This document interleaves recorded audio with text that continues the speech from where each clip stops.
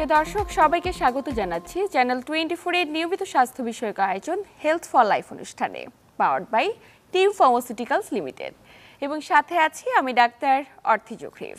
দর্শক, আমাদের নিয়মিত আয়োজনের আজকের পর্বে আমরা কথা বলবো ব্যস্ত জীবনে স্বাস্থ্য সচেতনতা নিয়ে এবং এ বিষয়ে বিস্তারিত আলোচনায় আজ স্টুডিওতে আমাদের সাথে উপস্থিত আছেন স্বনামধন্য একজন বিশেষজ্ঞ চিকিৎসক। উপস্থিত আছেন ডাক্তার সাকলাইন রাসেল, যিনি সহযোগী অধ্যাপক এবং বিভাগীয় প্রধান, ভাস্কুলার সার্জারি বিভাগ, ইব্রাহিম কার্ডিয়াক হসপিটাল এবং মহাসচিব বাংলাদেশ ভাস্কুলার সোসাইটি। স্যার, স্বাগত আমাদের আজকের আয়োজনে। থ্যাংক ইউ আমাকে ইনভাইট করবার জন্য। স্যার, আপনাকেও ধন্যবাদ। আমরা এখন শীতকালের মধ্য দিয়ে যাচ্ছি, তো এই সময়টিতে ব্যায়াম করাটা আসলে কতটুকু জরুরি? আসলে প্রতিদিন ব্যায়াম করাটা জরুরি, এটা কালের সাথে সম্পর্কিত না, বরং শীতকাল আসলে আমাদের আরও বেশি এক্সারসাইজের দিকে একটু নজর দিতে হয়, কারণ এই সময় আমাদের মধ্যে একটু জড়তা কাজ করে, আমরা কিন্তু বেশ আরামপ্রিয় হয়ে উঠি এবং দেখা যায় যে সকালবেলাটা বিশেষ করে আমাদের ওঠার ক্ষেত্রে এক ধরনের আলসেমি কাজ করে। বাট আপনি খেয়াল করে দেখবেন যে শীতকালে যেটা হয়, আমাদের রক্তনালীগুলো কিন্তু কিছুটা চুপসে যায়, যে কারণে কিন্তু আমাদের যে ব্লাড সার্কুলেশনটা সেটা কিন্তু তুলনামূলকভাবে কম হয়। এই সার্কুলেশনগুলো একটু কম হওয়ার কারণে আমাদের শরীর কিন্তু ডিমান্ড করে যে আমরা আরও বেশি অ্যাক্টিভ থাকি।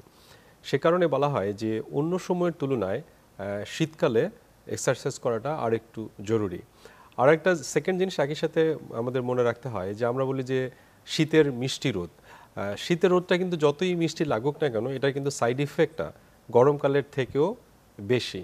তো এই সময় স্বাস্থ্য সচেতন হওয়াটা আরও বেশি জরুরি। একই সঙ্গে যে আপনি জানেন যে আমাদের শরীরের সবচেয়ে বড় অঙ্গ যেটা, সেটা হচ্ছে আমাদের ত্বক বা আমাদের স্কিন। এই সবচেয়ে বড় অঙ্গের উপর দিয়েই কিন্তু ঝড় যায় এই শীতকালটাতে। সে কারণে একদিকে এক্সারসাইজ করা, আরেক দিকে স্বাস্থ্য সচেতন হওয়া, দুটোই কিন্তু শীতকালে অনেক বেশি জরুরি অন্যান্য কালের তুলনায়। নিশ্চয়ই। এবং সেই সাথে যারা বিভিন্ন ধরনের ডিজিজ নিয়ে সাফার করছে, আমি যদি একটু হৃদরোগে যেতে চাই, হার্টের রোগীদের ক্ষেত্রে, তাদের ক্ষেত্রে কি ব্যায়াম করার কোনো প্রয়োজনীয়তা রয়েছে এই সময়টিতে? আচ্ছা, এখানে একটা জিনিস মনে রাখতে হবে যে আপনি একবার হার্টের রোগী মানে আপনি চিরদিনের জন্যই হার্টের রোগী। আপনি যে চিকিৎসাটা করেছেন, যেমন ধরেন আপনার হার্টে ব্লক আছে, এটার জন্য আপনি বাইপাস করেছেন অথবা আপনি রিং পরিয়েছেন, এর মানে কিন্তু হচ্ছে আপনি রোগটাকে থামাননি। আমরা যে কারণে ব্লক হয় এই প্রক্রিয়াটাকে বলি ডাক্তারি ভাষায় অ্যাথেরোস্ক্লেরোসিস। এখন আপনি সুস্থ হয়েছেন কি করে? বাইপাস অপারেশন করে। আপনি সুস্থ হয়েছেন কি করে? স্ট্যান্টিং করিয়ে। অথবা আপনি ভালো আছেন কি করে? ঔষধ খেয়ে। কিন্তু আপনি কিন্তু রোগটা থেকে মুক্তি পাননি। সো এই রোগটা যাতে থামিয়ে রাখা যায়, এই রোগটাকে যাতে আর আগাতে দেয়া না হয়, সেজন্য কিন্তু হার্টের রোগ হওয়ার আগে ব্যায়াম করা যেরকম জরুরি, পরেও ঠিক একই রকমভাবে ব্যায়াম করা জরুরি। এবং আপনি জানেন যে একটা মানুষের যখন হার্টে ব্লক হয়, তার মানে একটা রাস্তা তার বন্ধ হয়ে যায়। এই ব্যক্তিটা যখন এক্সারসাইজ করেন, এটা যে শুধু তার হার্টের ব্লকটাকে ভালো রাখে তা না, তার কিন্তু নতুন নতুন রাস্তা তৈরি হয়। অর্থাৎ একটা রাস্তা বন্ধ হয়ে গেলে ন্যাচারালি তার কিন্তু আল্লাপাক বাইপাস করে দেন। যে মানুষ যত বেশি এক্সারসাইজ করেন, তার কিন্তু ন্যাচারাল বাইপাসটা তত বেশি হয়। সে কারণে কিন্তু হার্টের রোগীদের সবসময়, শীতকাল হোক গরমকাল হোক, এক্সারসাইজটা তাদের এক ধরনের ম্যান্ডেটরি। তবে কিছুটা কথা আছে, যাদের prawn to develop heart attack, অর্থাৎ তাদের একটু হার্ট অ্যাটাকের টেন্ডেন্সি আছে, তাদের ক্ষেত্রে আমরা বলি যে সকালবেলাটা আমরা ঠান্ডার মধ্যে আমরা তাকে নিরুৎসাহিত করি। সেক্ষেত্রে তিনি যদি সকালবেলা, আপনি জানেন যে সকালবেলাটা হার্ট অ্যাটাকের ঝুঁকিটা কিছুটা বেড়ে যায় ঠান্ডার কারণে, সেক্ষেত্রে তিনি যদি বিকালের দিকে একটু এক্সারসাইজ করেন, এটা তার জন্য ভালো।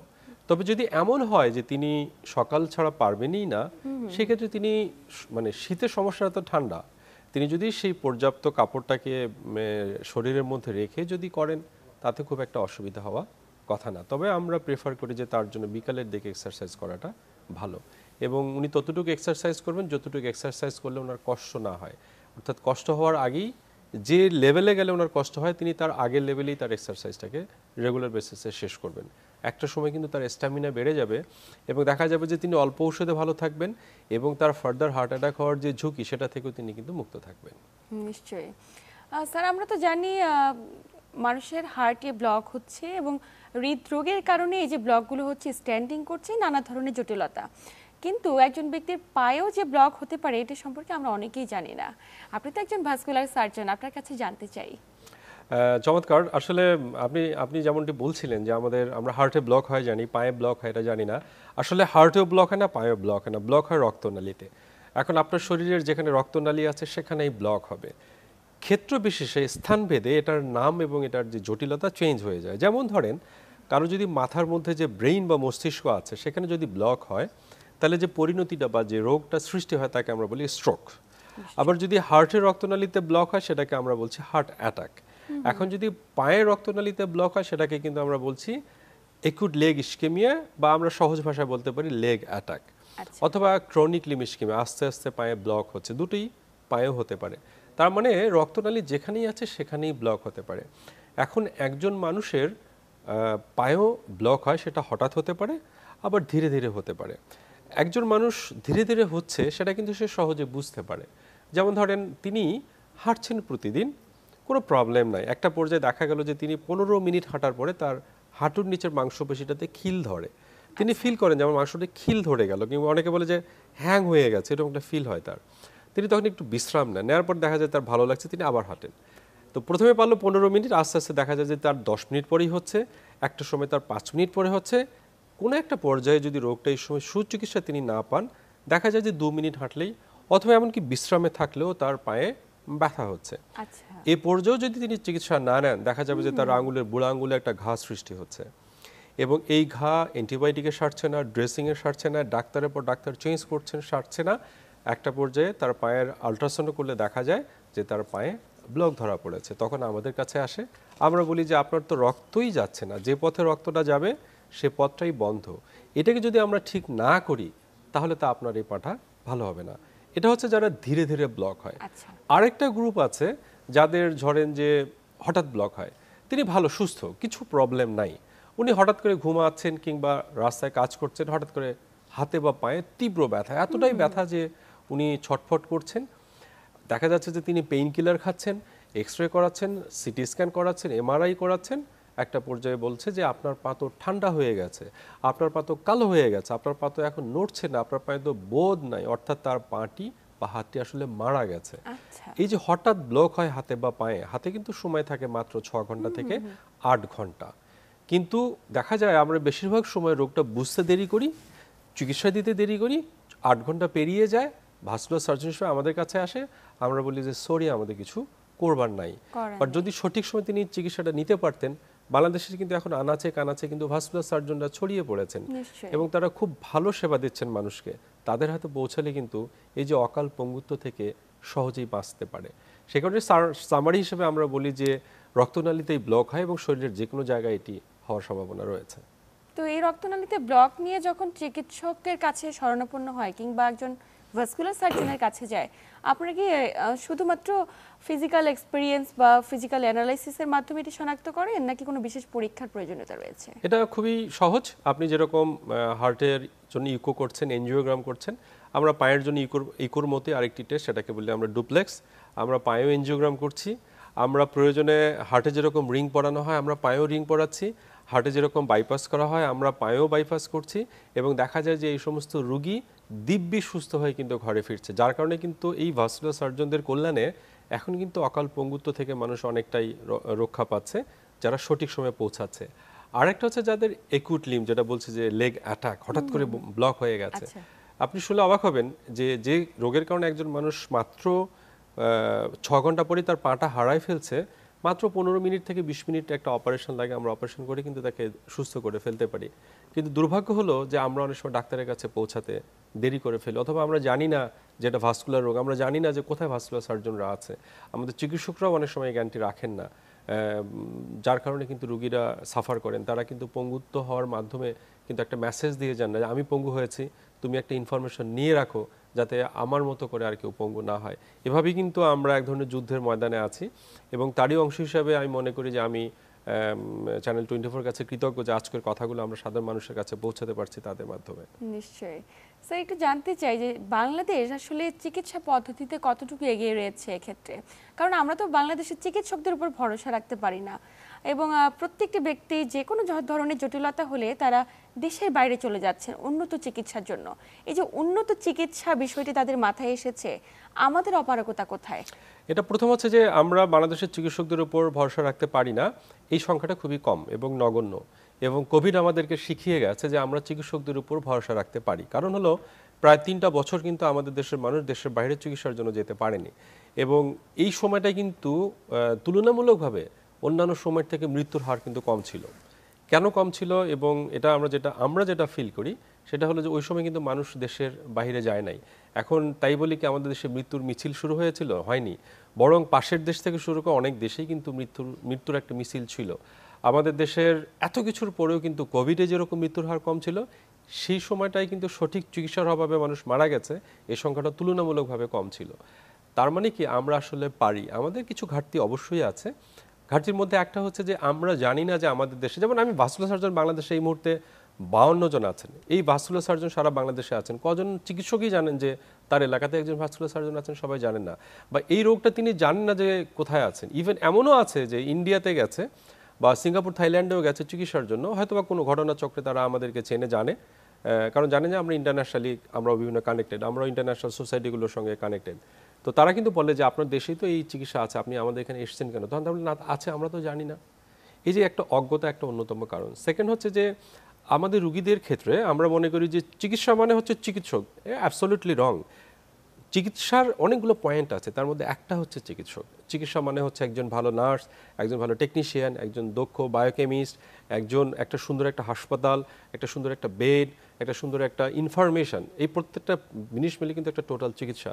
কিন্তু আমরা শুধুমাত্র আঙ্গুলটা তুলি চিকিৎসকের দিকে, ওই জায়গাগুলোতে আমাদের আসলে আঙ্গুল তোলা হয় না। আজকে হাসপাতালে গেলে বেড নাই, দায় হচ্ছে চিকিৎসকের।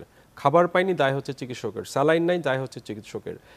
নার্সিং সেবাতে ঘাটতি হয়েছে, দায় হচ্ছে চিকিৎসকের। আমার মনে হয় যে টোটাল দিকে যদি একটু নজর দিই, দেখবেন যে আমাদের আস্থা অনেক আছে এবং এটাকে যদি আরও বেশি আমরা তুলে ধরি তাহলে আরও বেশি ভালো হবে। দ্বিতীয়, আমি সবসময় বলে থাকি আমাদের যারা পথ দেখান, যাদের হাতে আমরা তুলে দিয়েছে আমার দেশের সম্পূর্ণ দায়িত্ব, তারা যদি এই দেশের চিকিৎসাটা নেন, এদেশের মানুষ কিন্তু একটা ভালো মেসেজ পাবে যে আমাদের নেতারাও, আমাদের ঊর্ধ্বতন কর্তৃপক্ষ এদেশের চিকিৎসার উপর আস্থা রেখেছেন, আমরাও রাখতে পারি। সেক্ষেত্রে চিকিৎসা পদ্ধতি সুবিধাগুলো সম্পর্কে স্যার আরো বিস্তারিত জানবো, তবে সময় হচ্ছে একটি ছোট্ট বিরতি নেবার। প্রিয় দর্শক, চ্যানেল 24 এর নিয়মিত স্বাস্থ্য বিষয়ক আয়োজন হেলথ ফর লাইফ অনুষ্ঠান থেকে নিচ্ছি ছোট্ট একটি বিরতি, সাথেই থাকুন।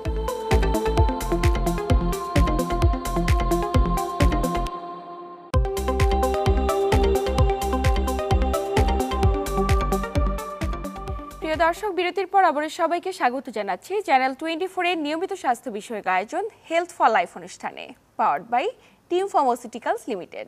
এবং সাথে আছি আমি ডাক্তার অর্থি জুখরিফ এবং আমার সাথে আছেন একজন বিশেষজ্ঞ চিকিৎসক। স্যার, বিরতির পর আবার স্বাগত আমাদের আজকের আয়োজনে। ধন্যবাদ। তো স্যার, এই যে যারা হার্টের ব্লক কিংবা পায়ের ব্লক নিয়ে ভুগছেন, তাদের বাড়তি কি ধরনের সতর্কতা গ্রহণ করা জরুরি? আমরা বলি যে মানে সবসময় এই কথাটা কিন্তু প্রযোজ্য যে রোগের চিকিৎসার থেকে প্রতিরোধটা সবসময়ই ভালো। এবং দেখেন, যে কারণে হার্টে ব্লক হয়, যে কারণে স্ট্রোক হয়, ঠিক একই কারণে কিন্তু পায়ে ব্লক হয়। অর্থাৎ ওই কারণগুলো থেকে যদি আমরা নিজেদেরকে দূরে রাখি তাহলে কিন্তু আর কোনো সমস্যা নেই। তার মধ্যে একটা, যেমন ধরেন আমরা অনেক সময় বলি যে ডায়াবেটিস, প্রেশার, শুনলেই তারা একটু ভয় পেয়ে যান। কিন্তু আমরা বলি যে আপনার যদি ডায়াবেটিস আছে কোনো ব্যাপারই না, আপনি যদি নিয়ন্ত্রণে রাখেন, তার মানে ডায়াবেটিসটা নিয়ন্ত্রণে রাখতে হবে। আপনার যদি উচ্চ রক্তচাপ থাকে কোনো সমস্যা নেই, যদি আপনি নিয়ন্ত্রণে রাখেন। এটা হচ্ছে মূল কথা দুটো।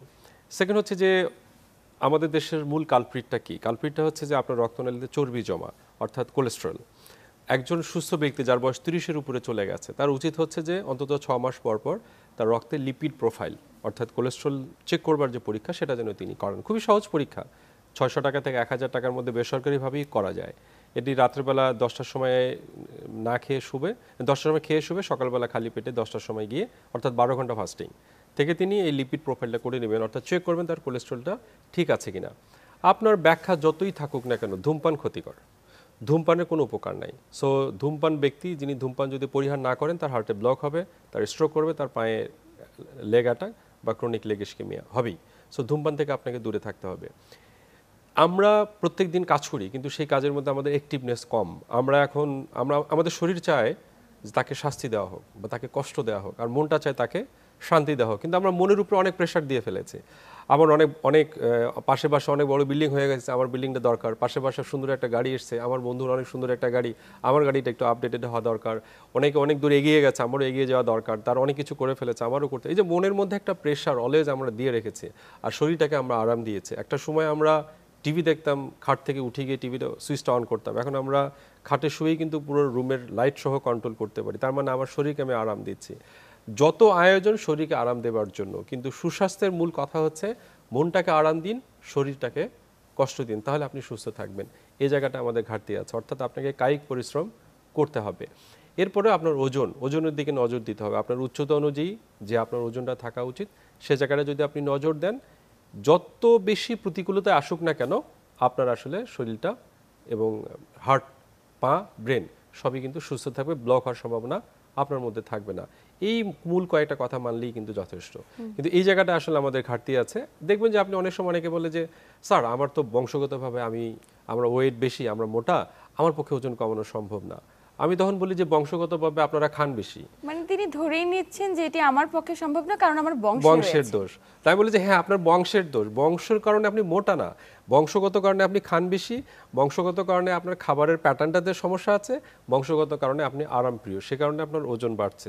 সো যদি এই তিনটা জিনিসকে আপনি চেঞ্জ করে ফেলেন, আপনার বংশ ঠিক হয়ে যাবে, অর্থাৎ পরবর্তী বংশ ঠিক হয়ে যাবে। এই কয়েকটা মূল কথা আমরা বলি এই হার্টের ব্লকগুলোকে প্রতিরোধ করবার জন্য। নিশ্চয়ই স্যার, আমরা তো বর্তমানে খুব ব্যস্ত সময় পার করছি, প্রত্যেকটি ব্যক্তি শিডিউল লাইফ, এবং একটার পর একটা কাজ, ওয়ার্কআউট করব কিংবা একটু হাঁটাচলা করব, ওই সময়গুলো হয়ে ওঠে না। তো সেই ক্ষেত্রে আসলে আমাদের বাড়তি সতর্কতা গ্রহণ করা কতটুকু জরুরি? আপনি জানেন মানুষগুলোর অনেকগুলো হাত থাকে, তার মধ্যে একটা আমরা বলি যে অজুহাত। দেখা যায় যে ব্যস্ত মানুষের অজুহাতের শেষ নাই। তারা বলে যে আমি ব্যস্ত, আমার পক্ষে কি এত সম্ভব কিনা, এটা সম্ভবই না। তা আমি তাদেরকে মাঝে মধ্যে অন্যের গল্প বলি যে সে ধরেন আজকে আমেরিকার প্রেসিডেন্ট, উনি সারা পৃথিবী চালাচ্ছেন। আমি বলি যে আপনি তো তার থেকে ব্যস্ত না। এই মানুষটা কিন্তু তারপরে নিজের জন্য 1 ঘন্টা রাখে, ওই সময়টা সে ব্যায়াম করে, ওই সময়টা সে নিজের জন্য একান্ত কাটায়। ইভেন আমি তখন আমার কাছেও আসি যে আমি একটা ডিপার্টমেন্ট চালাচ্ছি, আমি অনেক সোশ্যাল ওয়ার্ক করছি, আমার প্রত্যেক সেকেন্ড ধরে কাজ করতে হয়, মিনিট ধরে কাজ করতে হয়। তারপরে কিন্তু আমি চেষ্টা করি অন্তত প্রত্যেক দিন 1 ঘন্টা আমি নিজের জন্য কিন্তু ব্যয় করি। সো চাইলেই সম্ভব। তারপরে যদি এমন হয় যে চাওয়ার পরও সম্ভব হচ্ছে না, তাদেরকে আমরা বলি যে আপনি অ্যাক্টিভ লাইফ লিড করেন। সে আপনার অফিসে আপনি যাওয়ার পথে 1 কিলোমিটার দূরে আপনি গাড়িটা থেকে নেমে যান, আপনি অফিসটাতে একটু হেঁটে পৌঁছান, ওই সময়টা আপনি একটু জোরে হাঁটেন, এমনভাবে হাঁটেন যেন আপনার অফিসে দেরি হয়ে গেলে আপনার বস আপনাকে বকা দিবে, অর্থাৎ একটু ফাস্ট হাঁটা। এই ফাস্ট না হাঁটলে কিন্তু আপনার খুব একটা ইফেক্টিভ হয় না। আপনি ভাবছেন যে আমি হেঁটে ঘেমে যাব, আমার চেহারা খারাপ হয়ে যাবে, দরকার কি? তাহলে বাসায় ফেরার পথে এই কাজটা করেন। আপনি বাস থেকে, রিক্সা থেকে, গাড়ি থেকে 1 কিলোমিটার 2 কিলোমিটার দূরে নেমে যান, দেন অতটুকু জায়গা আপনি হেঁটে ঘরে পৌঁছান, যথেষ্ট। আপনি কম্পিউটারে কাজ করছেন, কম্পিউটারে লম্বা সময় কাজ করছেন, আপনি বসে অনেক সময় কাজ করছেন, একটু মাঝে মধ্যে আপনি অফিসে হাঁটেন। অনেকে আছে যে আমি এত ব্যস্ত, আমাকে তো সারাদিনই দৌড়াতে হয়, একবার 2 তলা 3 তলা 5 তলা, আমার কি আর ব্যায়ামের দরকার আছে? তাহলে যে 2 তলা 3 তলা 5 তলা আপনি যে দৌড়াদৌড়িটা করেন, এটা কেন করেন? বলে এটা আমার চাকরি। এটা তাহলে যে আপনি চাকরির জন্য দৌড়ান, শরীরের জন্য না। আপনার শরীর কিন্তু বোঝে ওর জন্য আপনি দৌড়াচ্ছেন কিনা। সো আপনি যত ব্যস্তই হন না কেন, আপনি যদি এটাকে অভ্যাসে পরিণত করেন যে আমি প্রত্যেকদিন 30 মিনিট আমার জন্য রাখবো, এটা কোনো ব্যাপারই না। বরং ওটাকে আপনার সময় নষ্ট হচ্ছে না ভেবে আপনি যদি ওটাকে মনে করেন যে আপনি ইফেক্টিভলি কাজে লাগাবেন, আপনি একটা এক্সারসাইজ করবেন, দেখবেন যে আপনি যে এনার্জিটা পাবেন, ওই এনার্জি কিন্তু আপনাকে আরও অনেক বেশি সময় আপনাকে দিবে কাজ করবার ক্ষেত্রে। এরপর অফিসে বসেও কিন্তু অনেকে আছে যে অফিসের মধ্যে কিন্তু ইভেন্ট বাংলাদেশে এখন পাওয়া যায়। আমি তো আমার হাসপাতালে বলেছিলাম যে প্রয়োজন আপনার ওখানে একটা ব্যায়ামাগার করে ফেলেন, একটা জিমনেশিয়াম করেন, যেখানে বসে আপনি একটু ফাঁকে একটা সময় এক্সারসাইজ করতে পারবেন। এটা কিন্তু সম্ভব। আজকে চ্যানেল 24 অফিসের এক কোনায় কিন্তু একটা জিমনেশিয়াম করার কোনো ব্যাপারই না। যে যখন আসলো সে সময় আধা ঘন্টা যদি এখানে সময়টা কাটায়, তাতে কিন্তু তার অফিসের ওয়ার্কলোডটা কমবে না, বরং এই এনার্জি যেটা গেইন করবে সে কিন্তু ইজিলি ভালো থাকবে। আমি যেমন সকালে অফিসে আমি যাই, সকাল 6টায় আমি বের হই, আমার 8টায় অফিস থাকে, তো আমি 6টা থেকে 8টা পর্যন্ত কিন্তু আমি হয়তো পার্কে থাকছি। তো ওই সময় যে একটু খোলা আকাশ, গাছপালা, প্রকৃতি, পাখির ডাক, একটা মানে বুক ভরে শ্বাস নেওয়ার যে একটা প্রবণতা, এই সময়টায় যে আমি এনার্জিটা গেইন করি, আমি কিন্তু পরবর্তী 12 ঘন্টা খুব ভালো থাকি। একটা সময় ছিল যে শুক্রবার বন্ধের দিন, ওয়াও কালকে সকালবেলা আমি একটু 2 ঘন্টা বেশি ঘুমাবো। এখন কিন্তু আমার হয়ে গেছে কালকে বন্ধ, 1 সপ্তাহ আগে থেকে আমি এক্সাইটেশন হবে, ওয়াও ওই দিন আমি একটু 2 ঘন্টা ফ্রিলি এক্সারসাইজ করবো, আমার অফিস নাই, কিচ্ছু নাই। তার মানে নিজেকে সুস্থ রাখতে হলে এক্সারসাইজ করার বিকল্প কিছু নেই। এবং আমরা তো বাঙালি আরামপ্রিয় এবং অনেক বেশি একটু অলস পরায়ণ। তো এক্ষেত্রে আপনার পরামর্শ অনুযায়ী আপনি খুবই গুরুত্বপূর্ণ কিছু কথা বলেছেন, ব্যায়াম করার বিকল্প কিছু নেই।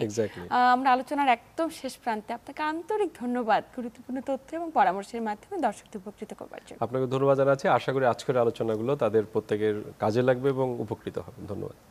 দেখা হবে আগামী সপ্তাহে ঠিক একই সময়ে নতুন কোনো আলোচনায়। ততক্ষণ পর্যন্ত সবাই ভালো থাকুন, সুস্থ থাকুন এবং চ্যানেল 24 এর সাথেই থাকুন।